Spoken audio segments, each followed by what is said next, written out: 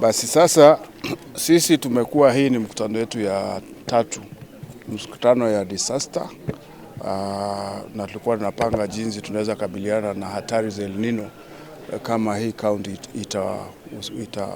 itakuwa na hatari hizo. Tumekuwa na mikutano katika kila sub county na kila DC chini ya wenyekiti wa Deputy County Commissioner na chini ya wenyekiti wa sub county administrator, na wamekuwa na ile kitu kwa Kiingereza tunasema contingency plan. Tumeweza kumap out zile area ambazo tunaona pengine zinaweza kuwa za hatari, mimea kuharibika, maisha ya watu kuhatarika, barabara kufurika na mambo kama landslide. Na tumekubaliana iko mikakati ambayo tumeweka. Tunataka kuhusisha kila stakeholder, watu ya ambulance, watu ya UNICEF. Tunataka kuhusisha wale makontrakta wa barabara wako hapa wahusike kama kupitia kwa mpango wa community social responsibility.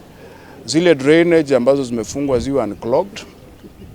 Wale watu wamejenga kwenye mito, riparian areas, tunawahimiza waondoke. Na pia wale ambao wamejenga kwenye mitaro za barabara, kwa mfano hii barabara ya kutoka Kisii kwenda Kilgoris ni barabara ambayo inataka ifunguliwe, because other than mambo ya El-NINO tumekuwa na surface runoff kubwa ambayo inaharibu mabarabara, na hii inaleta hasara kubwa kwa serikali.